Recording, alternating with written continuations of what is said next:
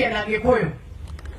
Tumekubali kujireduce to be beggars, political beggars, because we lack what we call unity of purpose. When today you talk about a few of our brothers and sisters who have been lucky to form political parties, the biggest question should be, wape wale wengine ambao wako na vyama zao? We are a divided house, and we cannot blame anybody ambaye amekimbia kwa uwanja, amekuja Mlima Kenya na anaongea na hao raia.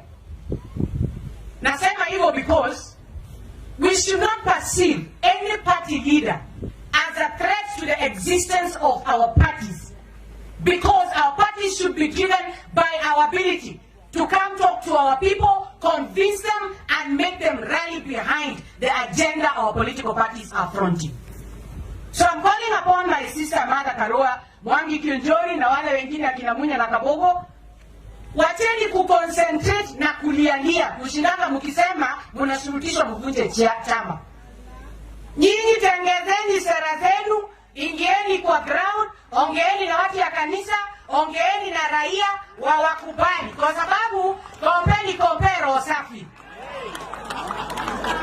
Kwa hivyo wakati tunasema vyama zinafunguliwa ama zinafungwa, tuelezewe kinagaupanga point iendelee, tuelezewe nani huyu, ni William Ruto ama ni Raila Odinga anataka vyama zivunjwe.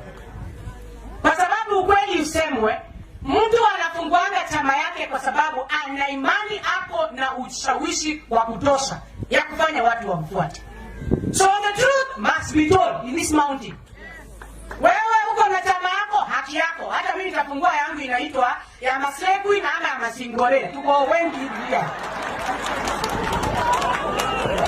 Masingore ni wengi by choice, ama kukutana na mataabu ya hii dunia. Ama ni aje? Sinilanga hiyo. Tuko wengi hii dunia.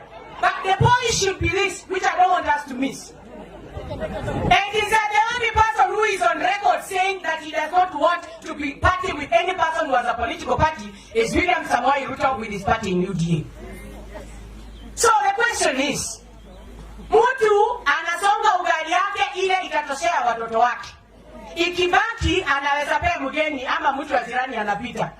William anasonga ugali yake. Tafadhalini tusonge yetu ya mlima, mkishindwa mtaonea kitu kwa view sasa imepita na William Ruto asubuhi. Hiyo ni ukweli ya mambo. Tusidanganyane, truth be told. Nimesikia rafiki yangu hapa amesema moja, iko watu hawajui chama, hawajui nini. I'm very clear, na hata nirudie hii. Kuanzia hapa kwenda juu, kiti ya rais, tuta negotiate kimlima na regions na nini na nini. Kuanzia hapa kuteremka tuachiwe tujipange.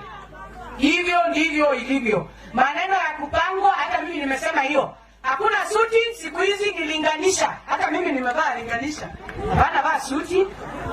Suti ni ya madairasi. Hapa namna gani? Yeah, so I have said, let's move from the narrative of saying that tunasukumiwa tuvunje vyama. Kama Charlie hakutaki, wacha kujilazimisha kwake. Wanaume ni wengi. Hata mzungu anasema ladies are too many kama mchanga kwa bahari.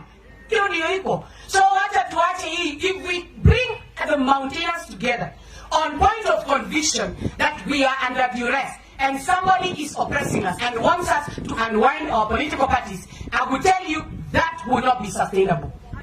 If you want us to have a narrative that will be sustainable in this mountain, let's come together and agree on one thing. We are coming together for unity of purpose.